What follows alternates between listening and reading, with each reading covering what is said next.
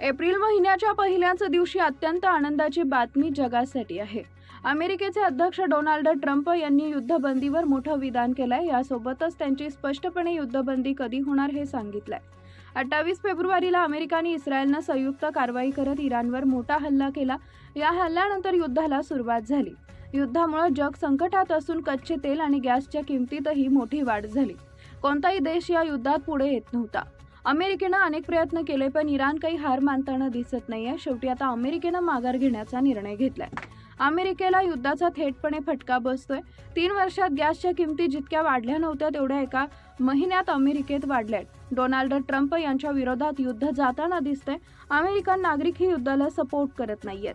आखाती देशातील तेल रिफायनरी आणि गॅस प्रकल्प संकटात आहेत। इराणनं काही दिवसांपूर्वीच कतारच्या गॅस प्रकल्पांवर मोठा हल्ला केला। आता नुकताच डोनाल्ड ट्रम्प यांनी युद्ध संपवण्याची अंतिम मुदत निश्चित केली आहे। तुम्ही अगदी बरोबर ऐकलंय। डोनाल्ड ट्रम्प यांच्याकडून युद्ध कधी संपणार याबद्दल भाष्य करण्यात आलंय। डोनाल्ड ट्रम्प यांच्या म्हणण्यानुसार अमेरिका 2 ते 3 आठवड्यात इराणवरील लष्करी हल्ले थांबवेल। डोनाल्ड ट्रम्प यांनी स्पष्ट शब्दात सांगितले की वॉशिंग्टन आता इराणसोबतच्या युद्धात सहभागी राहणार नाहीये। लष्करी कारवाई आणि राजनैतिक प्रयत्नांच्या माध्यमातून अमेरिका पुढील 2 ते 3 आठवड्यात इराण युद्धातून बाहेर पडू शकतं।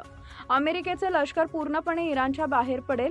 दुसरीकडे युद्ध 21 नौकांनी अमेरिकानं इराणला घेरलंय, पण कोणत्याही परिस्थितीमध्ये इराणसोबत लढणं शक्य नसल्याचं लक्षात येताच डोनाल्ड ट्रम्प एक पाऊल मागे टाकताना दिसतंय। इराणसोबतच्या युद्धात पहिल्यांदाच युद्ध कधी आणि किती आठवड्यात थांबेल यावर बोलताना डोनाल्ड ट्रम्प दिसले।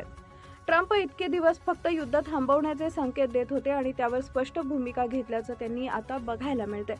थेट तारीखची डोनाल्ड ट्रम्प यांनी सांगून टाकली आहे। एप्रिल महिन्याच्या पहिल्या तारखेला डोनाल्ड ट्रम्प यांनी जगाला एक मोठं गिफ्ट दिल्याचं बोललं जातंय।